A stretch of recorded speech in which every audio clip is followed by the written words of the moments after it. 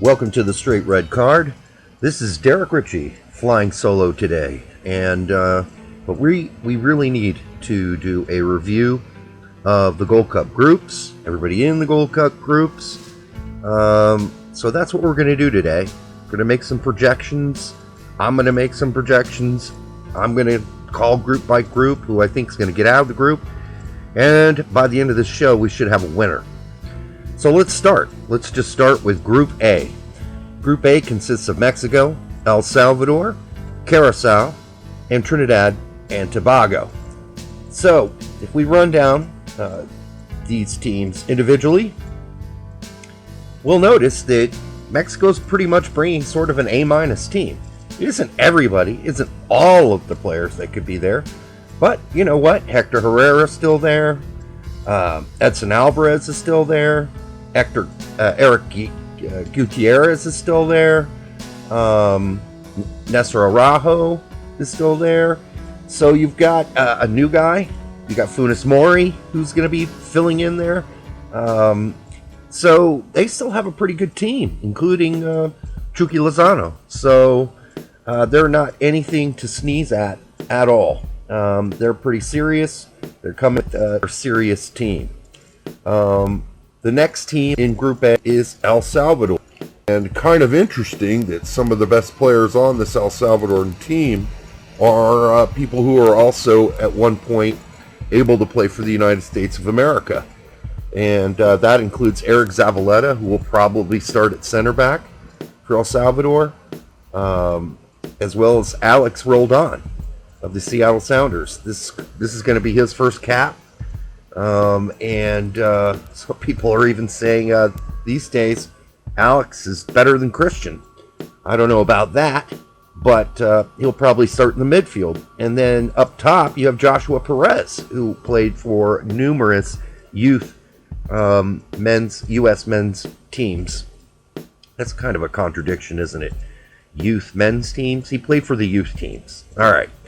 So there we go. Those are going to be some of their better players. They do have other players that, of course, we're probably familiar with because of their time in MLS.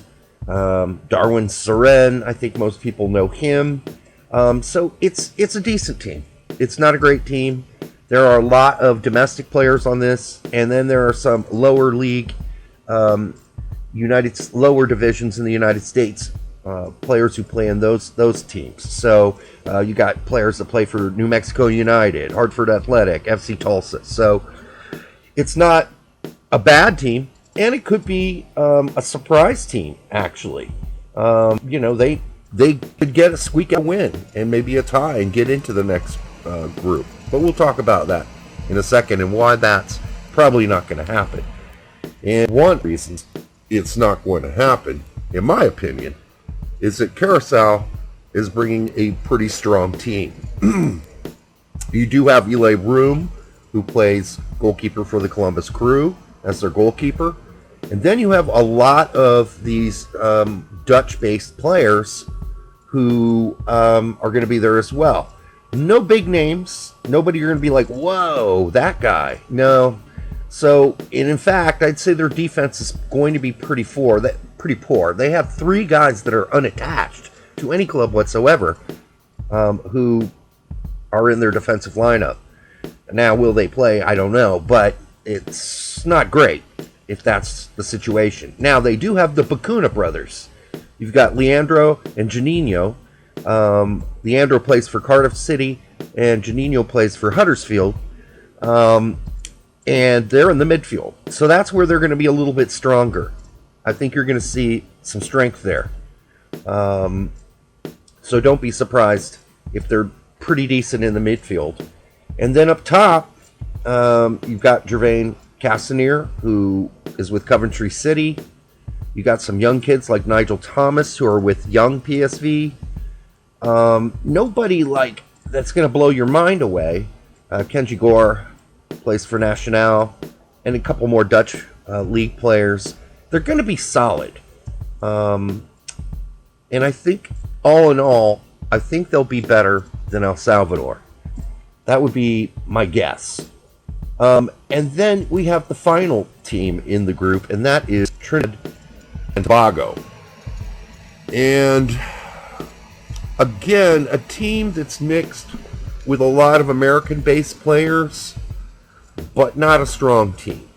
You'll probably see Marvin Phillips, who is unattached and has no team, will probably be their starting goalkeeper. But you do have some good players there.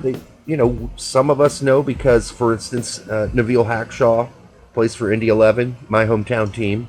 So I'm aware of him. But there's nobody that's going to blow you away. They also have some guys from the Riverhounds and the Switchbacks, and then a lot of domestic players. And then this is on defense. And then you get to the midfield.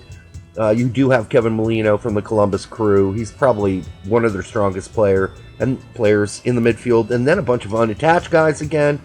And, it's not great. It's not a great lineup for them. It's probably one of the weaker lineups I've seen from them. And, because, Trinidad and Tobago in the past has had some pretty strong teams. Up in the forwards, they got really nobody. I mean, nobody that impressive. Ryan Telfer, who plays for Atletico Ottawa in the Canadian Premier League, but not. It's a weak team. It's really weak, and so therefore, when I come down to predicting Group A, I'm going to say Mexico's going to easily win this group and move on. They'll be first, and then for me, it's sort of a flip of the coin almost between El Salvador and Curacao. And I'm going to go with Curacao as the second team to get out of this group. So let's move to the group you're all waiting for, Group B, which includes the United States, Canada, Martinique, and Haiti. Now, as you all know, the United States is taking sort of a B- team. It's not even the bench guys from the A team. It's mostly MLS guys. It's a good mix of MLS guys. Generally, is that team good enough to win this group? I think they are. We look at Canada. They're bringing a stronger squad than we are in some respects in certain positions. Their strongerness. And that would be mostly, I would say, up front. They just have more options up front than we do that are playing at a higher level. You have Kyle Larin, who's playing at Besiktas. You've got Alphonso Davies, who will be played probably as an attacker from Bayern Munich, and everybody knows how good he is. You've got Theo Carbonneau, who plays for Wolverhampton Wanderers. Not a lot, but he plays. You've got Ayo Akinola. I mean, they got a lot of options up top. Not that we don't have any options. We've got DK. We've got Hoppy. We've got Areola. We got Gio Caccini. So, but the Canadians are fairly strong up top. They've got Lucas Cavallini, who not long ago was playing in Mexico and was one of the top scorers in the league. So their midfield is pretty decent. You still have Mark Anthony Kaye there. He's an anchor for that team. Jonathan Osorio will probably be strong as usual. You've got some other players to look out for, but it's a fairly decent midfield. At defense is where I think they're really struggling. You look at the back line, and they're probably still going to be relying on guys like Daniel Henry, who plays in Korea, to sort of be the backbone, and Steven Vittoria, who plays in Portugal. And Kamal Miller from Montreal will probably be in the backfield as well. It's just not the strongest team. They've got Alistair Johnston, who plays for Nashville. Very questionable back line for Canada. We'll see how that works out for them. And then goalkeepers, man, it's a bunch of guys who don't have many caps. Dane St. Clair, Minnesota United. Maxime Crepeau from the Whitecaps. And those two guys, I think, will be fighting for the starting spot, but maybe the older guy starts then. Jason Lutweiler from Oldham Athletic. We'll see how that works out. But I think Canada is going to be weaker than us in the back. And that might be what bites them in the ass, proverbially. Then we move on to Martinique. Martinique, very weak squad. Very weak. They've got maybe two players I know pretty well because almost all their players play domestically. And I don't know how many people follow the Martinique National Football Association, but this is not good to have almost all your players coming from the domestic league. You've got Jean-Sylvain Babin, who plays for Sporting Dijon. You got Kevin Fortune, who I've seen play a number of times as a forward, an attacker from Auxerre, and Emmanuel Riviere from Crotone, who plays in Italy. So other than that, I mean, maybe Patrick Berner, you could throw him in there, but he's got no caps for them yet. He plays for Nimes in France too. But these are not like really good teams in France. I mean, they're League 2 teams. And I just, it's not, they're going to get pounced. The Canadian team and the U.S. team should absolutely destroy this. Everyone, Haiti should destroy Martinique. Okay? So let's get Haiti. It's not as weak as people think it is. They don't really have a great goalkeeper. You look at their defensive lineup. They've got another guy from Auxerre that plays in France. Another guy that plays in Orleans in France. They got a New England Revolution 2 guy. So not a great defense at all. But it gets better in the midfield for them because they do have at least Derek Etienne, who I'm going to imagine is going to start. Outside of Derek Etienne, though, kind of questionable. Okay? At forward, you have some positivity there for them because they do have a guy named Dukins Nezon who plays for St. Truden in Belgium, and he's a really good player. He's a really good player. He's the one guy that the United States is going to have to watch out for. And then Lucius Don Dietzen, who was also eligible to play for the United States, will probably get his third cap. He still plays at Hobro, which is the second division, I believe, in Denmark. And, it's not great. They're probably going to rely heavily on a guy named Perrault, who plays for Guingamp in France, as well up top. So depending on what kind of position, formation setup they have, I think they're going to probably go at least 2 attackers, maybe 2 strikers.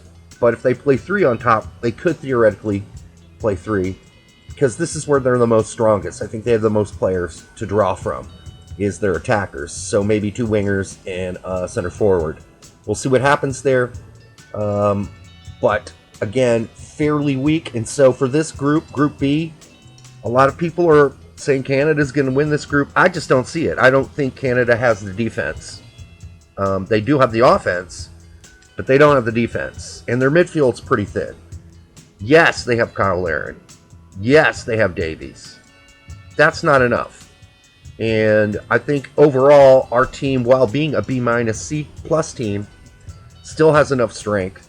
I think we're going to come out of this group number 1, and Canada will come out number 2.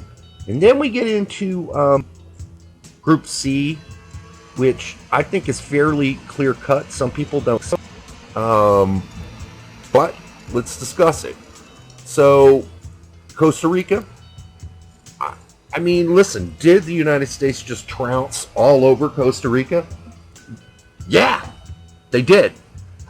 But I still don't think that means that was our A team that did that, okay? And they're bringing a lot of 18 guys back for this. So you are going to see some decent players. Their goalkeeper's kind of up for grabs, but, they can go with a 32-year-old guy or a 31-year-old guy. Either way, I think they'll be okay. But both are domestic players. At defense, I think they're still fairly solid. You've got Brian Oviedo, you got Francisco Calvo, you got Kendall Watson, Ronald Matarrita. I just think they're fine back there. Giancarlo Gonzalez, who plays for LA Galaxy. I think they're going to be fairly solid in defense. Then you move to the midfield, and old man Brian Ruiz is still there. You got Ariel Lassiter, son of the famous U.S. men's national team Lassiter, who plays for Houston Dynamo. Alan Cruz, and Celos Borges, who plays for Deportivo La Coruna in Spain, and then a bunch of domestic guys, like Johan Venegas, who we're familiar with by now. We know these guys. David Guzman plays for Saprissa. We're familiar with these players. They're probably going to be pretty tough. And then up top, you still have Joel Campbell, who plays at Monterrey, and he's a guy you're going to have to pay attention to. I would guess that in this group, I expect Costa Rica to come out pretty offensive-minded. And they're not going to be fazed by Suriname or Guadalupe. That's for sure. I can tell you that much. Maybe some people are saying they should be. We'll get to why they won't be in a second. The team that will faze them is Jamaica. All right, Jamaica, this might be one of the better lineups that we've seen from Jamaica in a long time. You got Andre Blake in goalkeeper. I mean, that's just, he's one of the best MLS goalkeepers, period. In the back line, you've got Michael Hector from Fulham. You've got Alvis Powell from Philadelphia Union. O'Neal Fisher from the LA Galaxy. Kamar Lawrence from Toronto. This is not anything to shake a stick at. That's a pretty decent back line. Players in the midfield to keep your eye on. And that would be almost no one. That's their weakness right there. They've got Lamar Walker, who plays for Miami FC, if you could call that playing, and they've also got Devon Williams for Miami FC. They got an unattached guy, Ravel Morrison. They got a guy who plays in Östersund in Sweden. Yeah, it's a very weak midfield. And that is going to be maybe their downfall. If they have a downfall and a weakness, it is the Jamaican midfield. Up top is where they are really strong. Out wide, you've got a guy like Leon Bailey. You even got guys like Corey Burke from Philadelphia Union. You got Bobby Reed from Fulham. Who else you got? You got Andre Gray from Watford. I mean, they could be fairly... I mean, Leon Bailey is a fantastic player. He is one of the better outside wingers in the Bundesliga. He plays for Bayer Leverkusen. So they're going to be a team that people are going to have to take seriously going forward. There's no way. Then Suriname, people are saying, who the hell is Suriname? Well, they're here. They're going to play. They have a real kind of mixed lineup. Players just playing God knows everywhere. But they also are going to have a lot of that Dutch influence, at least in the back line. You'll probably see someone like Kohenor play goalkeeper. Okay, he's fine. He's your average goalkeeper. He's going to be serviceable at best. In the back, you have a guy named Sean Klaber. He is at Ajax, and he does play. So, I mean, I think he played 12, 15 games this year for Ajax. That's somebody you got to pay attention to at some level. Got a guy named Hops who plays for Feyenoord. This is the back line now. We got Ryan Dunk, who's the captain, plays at Galatasaray. And you got Kelvin Leerdam, who plays for Inter Miami. Those are guys you're going to have to pay attention to as those players come out onto the field. In the midfield, they don't really have much of anybody. It's a massive weakness for this team that their midfield, you won't know a single player in their midfield. The biggest player, the biggest club that any of those players play on is Diego Bisesvar, who plays at PAOK in Greece. So that is a massive weakness for this team. And then up top, you do have Geraldo Becker, who plays at Union Berlin.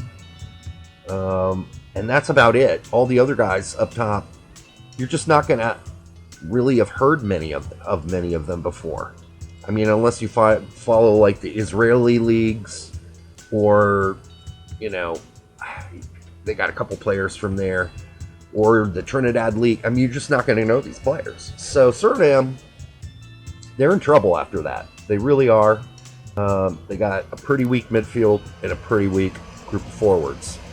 And I don't think they're getting out of this group. And then, if you thought my criticism of Suriname was harsh, Guadalupe is a disaster. Okay? They are a freaking disaster. Everyone is going to beat this team. And they're just going to get smoked off the court. Off the field, off the court. Guadalupe is probably one of the weakest teams in this tournament.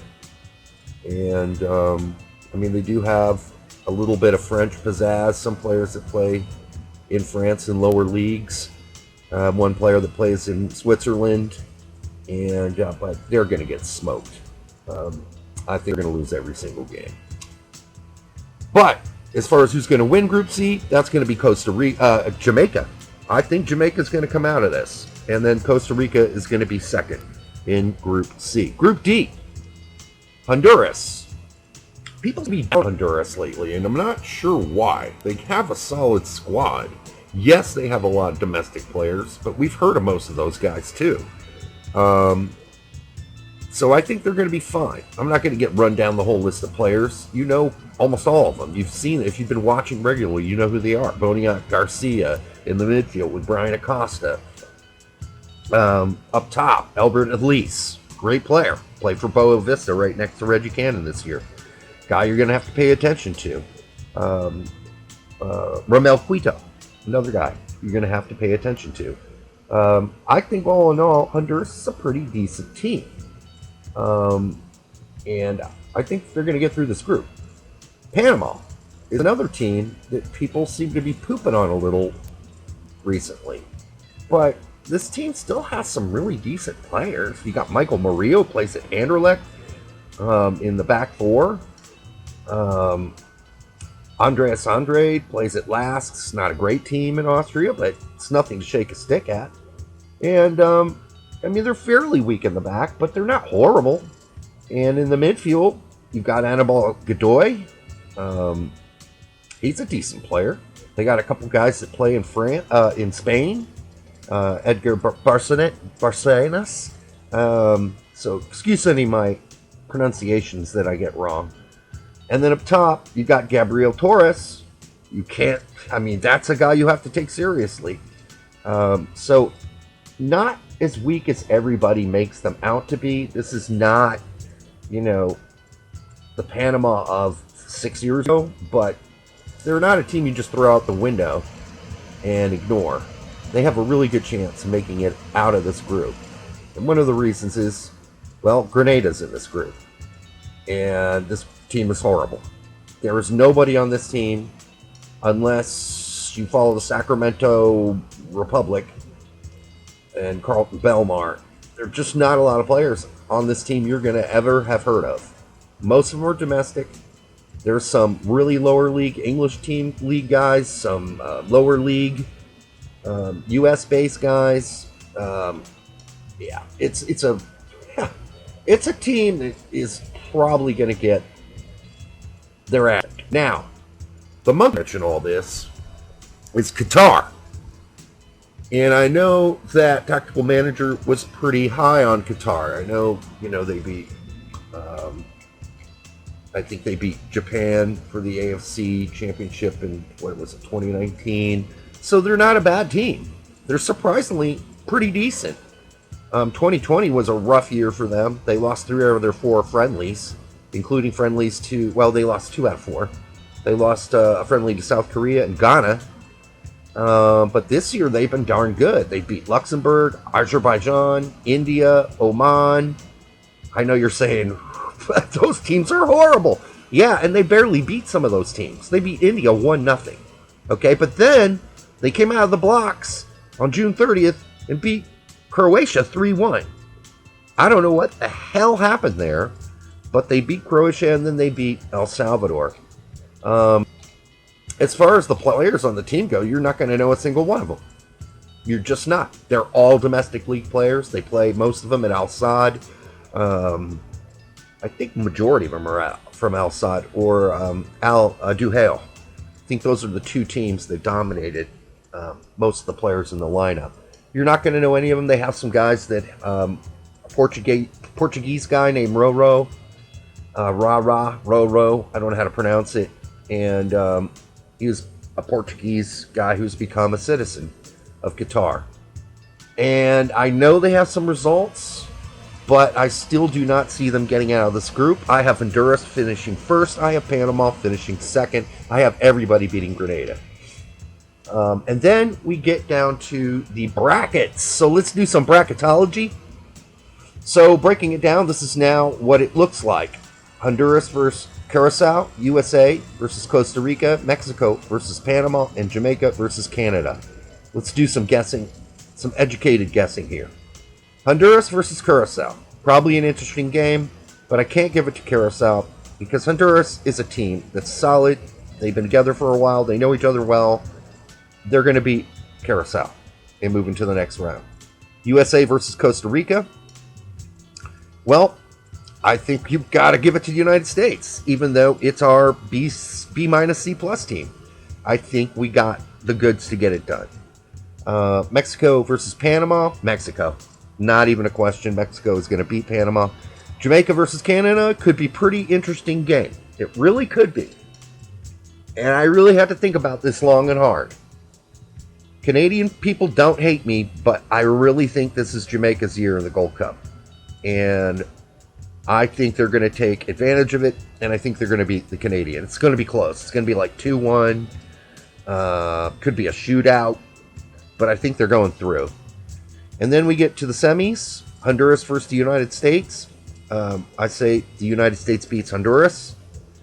Goes to the finals, where they will meet Mexico, who will beat Jamaica. So now we get into my finals prediction. Hey, at least I've got the U.S. in the finals, right? So you can't throw tomatoes at me yet. But in the finals, I'm going to say Mexico's going to win this 2-0. 2-0. And I'll give U.S. a goal. Let's say Mexico's going to win this 2-1. That's kind of being gracious. Anyhow, that's the breakdown for all the different groups. I hope you've enjoyed this preview. Write down some of the players I mentioned, so as they show up on your screens, you can go, oh yeah, you talked about that guy. Until next time, make sure you like the video, subscribe and share. And Brett will be back soon. We plan to do a show on the 11th after the game, which will broadcast the next morning, or podcast the next morning, or YouTube the next morning. I'm an old guy. Don't attack me for not knowing my lingo. Okay, until the next time on the Straight Red Card,